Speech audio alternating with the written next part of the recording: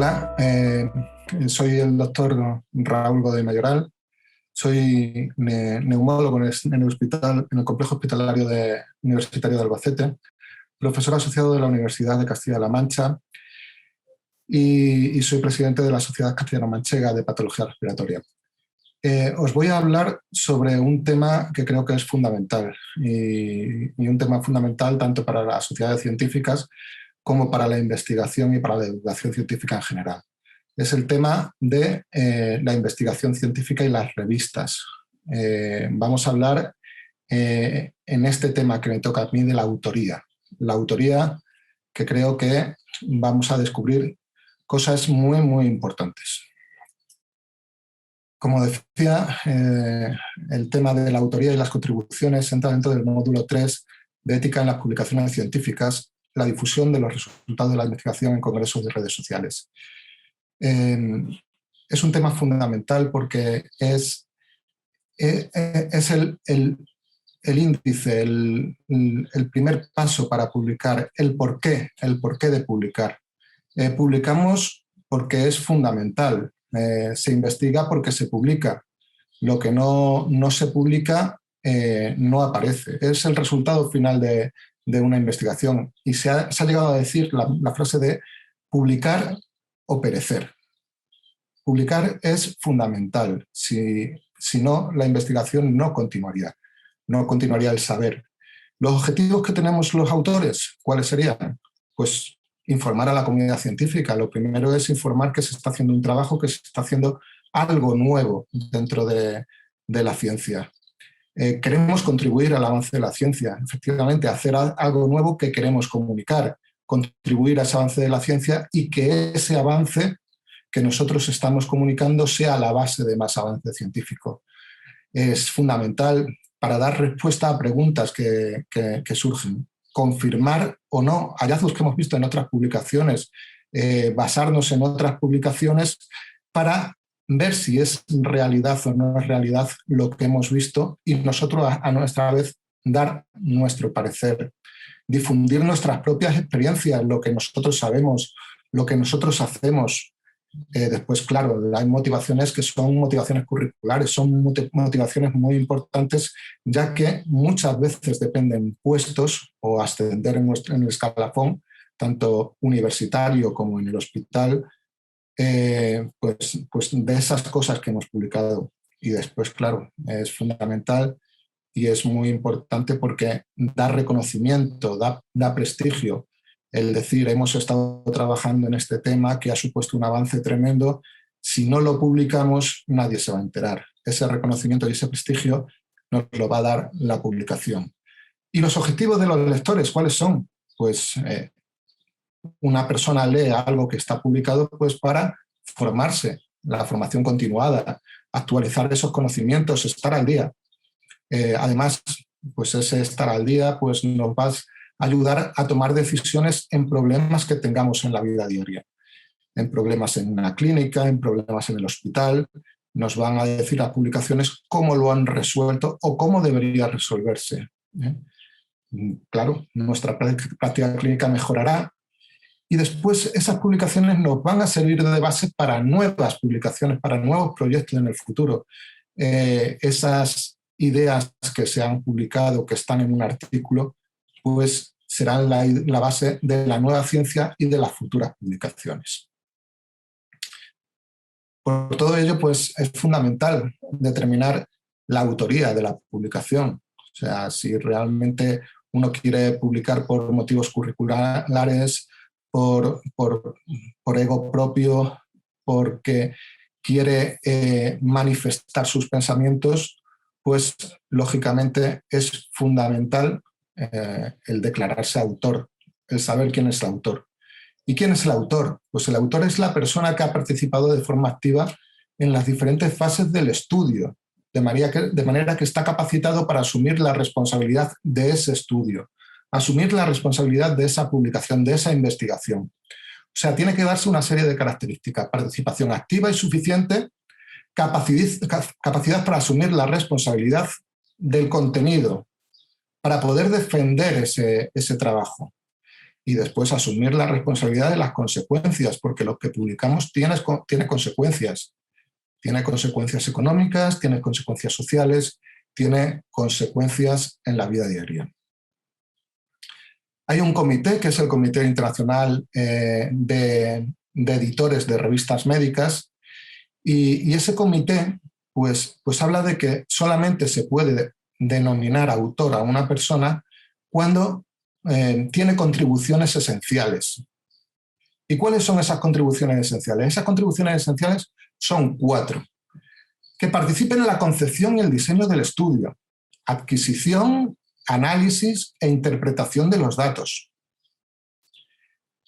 Que participe de forma activa en la redacción del manuscrito o que revise críticamente partes muy importantes del mismo. Que apruebe la versión final. Si se va a tener que hacer responsabilidad de lo que se dice ahí, tiene que aprobar esa versión. Y esa persona debe tener responsabilidad sobre todos los aspectos del trabajo. Esas 4 contribuciones esenciales, esas 4 características, es lo que se debe de considerar para que a una persona se le llame autor. Y tener las 4. ¿Qué implicaciones tiene la autoría? Pues, como hemos dicho, tiene implicaciones académicas, tiene implicaciones curriculares, de desarrollo en la universidad, tanto de una parte como de otra. Implicaciones sociales, ahora mismo lo estamos viendo con el COVID, las implicaciones que tiene cualquier artículo que se publica sobre vacunas, implicaciones financieras, no se nos escapan, becas, artículos de fármacos que realmente pues al final hacen que ese fármaco vaya hacia adelante con lo que supone económicamente a la farmacéutica o vaya hacia atrás. Una publicación puede mover acciones, puede mover el dinero que supone la acción de un laboratorio.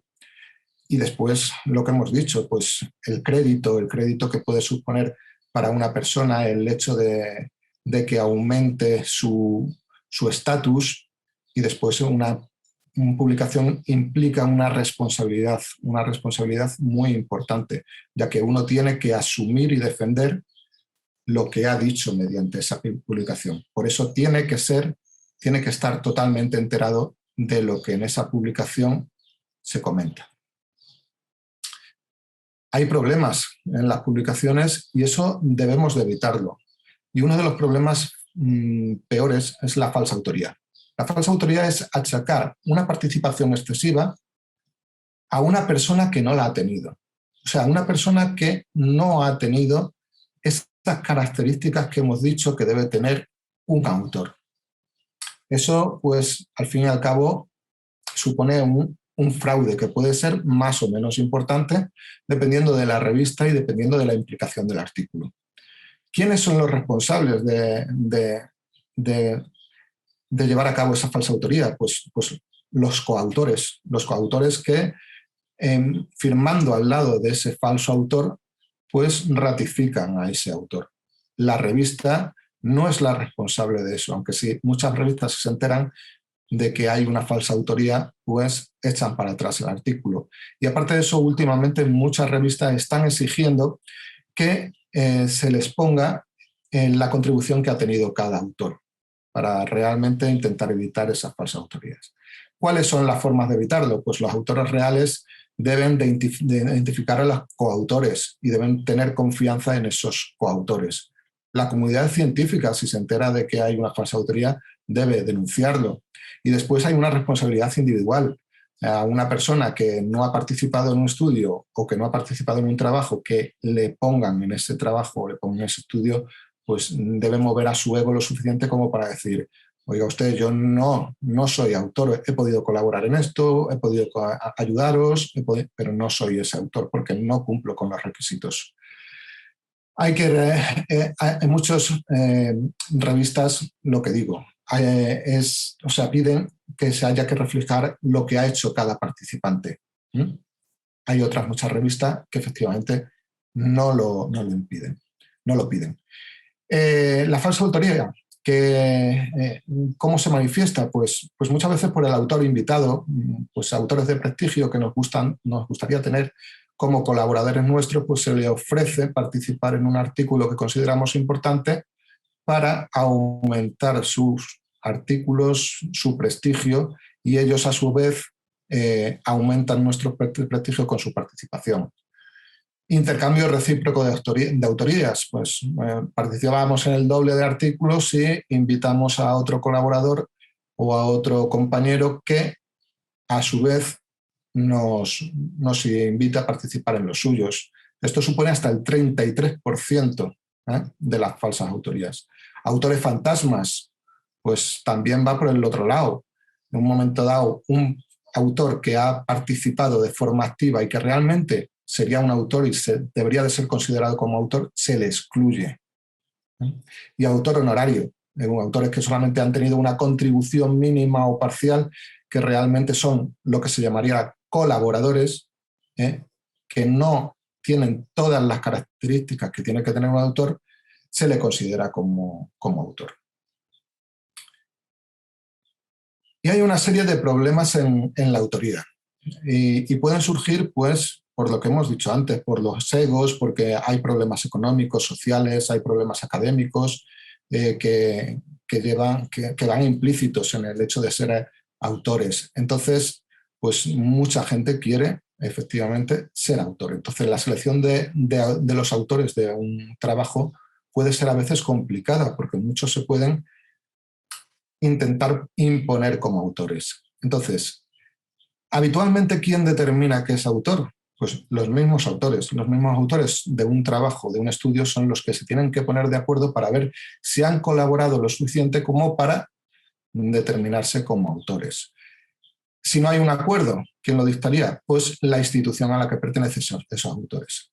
Después, otro problema importante con la autoría es el orden de los autores. El orden, como veremos más adelante, es muy importante.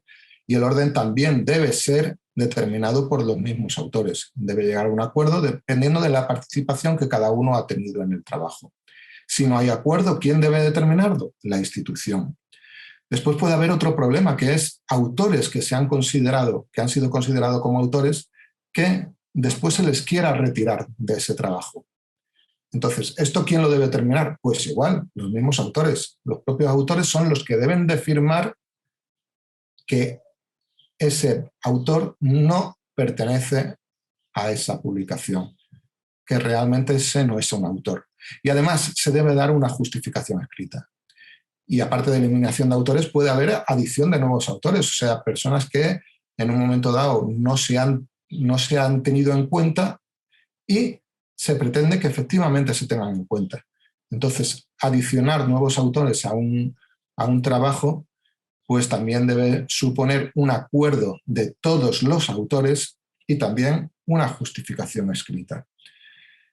A la hora de eliminar un autor, supone un problema serio, ya que hay que justificarlo muy bien y se le va a preguntar a ese autor por qué es eliminado y se va a escuchar también sus comentarios. ¿Qué problemas hay en la autoría? Pues muchas veces es negar la autoría, lo que hemos dicho anteriormente, a una persona que sí la merece. O una persona que ha participado en los inicios, en la idea, en la concepción, en el diseño del trabajo, y que después pues, no se le ha dado la oportunidad de participar. Alguien se ha apropiado de esa idea o el grupo le ha dado de lado. Entonces, una vez que una persona ha participado en la concepción, en la idea del trabajo y en el diseño de ese trabajo, debe dársele la oportunidad a participar en el resto del trabajo para que en un momento dado, al final, llegue a poder ser reconocido como autor. No se deben utilizar esos criterios para negar la autoría a la gente que en el principio sí ha estado. Hay diferentes problemas, o se puede hablar de diferentes problemas, como falsificar la relación con el trabajo, que es lo que hemos dicho de incluir personas que han contribuido poco o nada, la autoría fantasma o la autoría honoraria o invitado. Quería poner esta tabla porque creo que esta tabla lo resume de una forma muy esquemática y además nos informa de forma también muy esquemática cómo hay que actuar. Y el resumen, lo que hay que hacer es ser legal, ser francos, decir la verdad. O sea, una persona que ha trabajado, que realmente ha trabajado en un estudio y en la elaboración de un artículo, pues debe ser incluida. Y una que no lo ha hecho, pues no debe ser incluida como autor. El número de autores es otro problema que da mucho que pensar. Muchas revistas pues, piden un número máximo de autores para diferentes tipos de artículos y bueno, eso es algo que debería determinarse por otras medidas, ¿no? El número de autores va a depender de la complejidad del artículo, del trabajo. Va a depender del tamaño y las características del objeto del estudio, de si hay muchas disciplinas teóricas, muchos especialistas, muchas metodologías que se están abordando y entonces hay muchas personas implicadas, y de la extensión final del trabajo. O sea que el número de autores va a depender de la complejidad. ¿Cuál es el número de autores habitual? Pues aquí vemos que en el 2015 aproximadamente en las revistas nacionales pues había una media de unos 6 autores, ¿eh? Y en las revistas internacionales pues hablábamos de una media entre 9 y 10 autores. Sin embargo, fijaros que hay un máximo incluso de 30 y tantos autores en las revistas nacionales en el 2015 y de más de 700 en las revistas internacionales. Y eso demuestra que hay trabajos que son muy complejos y que necesitan la participación de muchas personas. Lo que sí estamos viendo es que a medida que van pasando los años, parece que el número de autores, el número medio de autores va aumentando poco a poco. Y el orden, hemos dicho que el orden es importante. El orden es importante, el orden en el que van los autores. ¿Y por qué? Porque implica diferentes tipos de roles en el trabajo y de cargas de trabajo. Por ejemplo, el primer autor. El primer autor suele ser considerado el autor principal. Es el que ha tenido la idea, el que la ha desarrollado en todas las fases del proyecto, el que ha coordinado el trabajo y suele ser también el que ha participado más en la redacción del artículo, el que ha participado en la redacción completa del artículo. Después hay un autor que es el autor de correspondencia, que habitualmente puede ser lo más frecuente el primer autor, pero que podría ser cualquiera de los otros, ¿eh? Incluso muchas veces es el último autor. Y es el responsable del envío del manuscrito, de la comunicación con la revista o con el medio que se haya elegido. Después, el último autor también tiene su papel. Suele ser el que lidera el proyecto global. O sea, un trabajo suele estar dentro de un proyecto global, suele ser parte de un proyecto que tiene muchas más partes. Pues el que lidera el proyecto global, el científico más consolidado del grupo, suele ser el que es el último autor.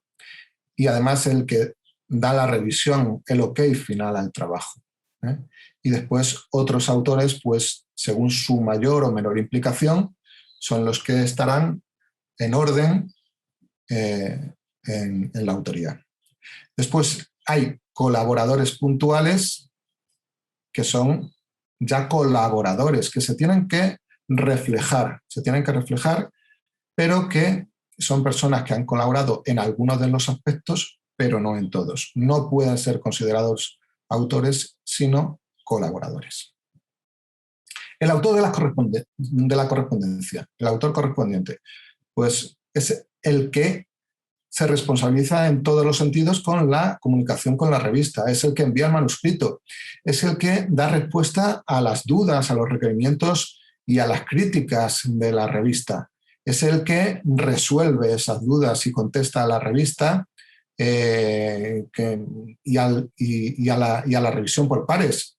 Es el que da las soluciones a los problemas de la publicación cuando surgen, y después de la publicación es el que va a responder las dudas y la crítica de la gente, ¿eh?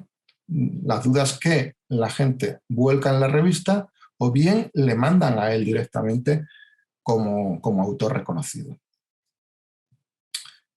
Tenemos que hablar también de la autoría del grupo, de cuando hay un grupo de trabajo con muchísimas personas que todos participan en el trabajo. La autoría del grupo, ¿quién decide que es el autor? Pues el grupo es el que decide quién del grupo y quién no es el autor. Habitualmente todos los miembros, si es un grupo completo, deben cumplir los criterios que hemos dicho al principio. Si no, no deben ser considerados autores, sino colaboradores. En un grupo de trabajo, pues todos los que participen de forma completa en el trabajo deben ser considerados autores. Sean 1 o sean 100. Ya hemos visto que había artículos en los que había más de 700 autores. Cada autor de ese grupo debe ser capaz y conocer todo el trabajo, debe poder asumir la responsabilidad pública de ese trabajo. Y todos los compañeros deben poder tener la confianza en cada uno de los autores y en su integridad. ¿Cómo se designa la autoría del grupo? Pues se designa o bien por el nombre del grupo, o bien por el nombre de cada uno de los autores, o bien de las dos maneras. Y al enviar el trabajo se debe especificar todos los autores y el nombre del grupo, y se debe firmar. En el PubMed pues aparecerán todos los autores. Los que no cumplen todos los criterios pues son los colaboradores. O sea, realmente no siempre, si no cumples todos los criterios como autor, pero si has hecho una parte importante del trabajo, pues no puedes ser reconocido como autor, pero sí se te reconoce la colaboración con ese trabajo, con esa investigación o con esa publicación. Hay muchas maneras de colaborar en un trabajo: la adquisición de fondos, la supervisión, el apoyo, la asistencia en la redacción, la traducción, la edición, la corrección. Mucha de esta gente, muchos de estos colaboradores incluso cobrarán al final de su intervención. Y deben reconocerse y especificarse. Se le debe reconocer en un apartado de colaboradores o en un apartado de agradecimientos. Entonces, ¿qué conclusión tenemos? Que un autor pues es el que tiene una participación completa en un trabajo y el que puede asumir la responsabilidad completa de ese trabajo. Se tienen que dar las dos características. Esta es la bibliografía en la que me he basado. Creo que es una bibliografía muy general y creo que deberíais sobre todo de leer la parte de los editores, del comité de editores. Y bueno, sin más, me despido y espero que os haya servido.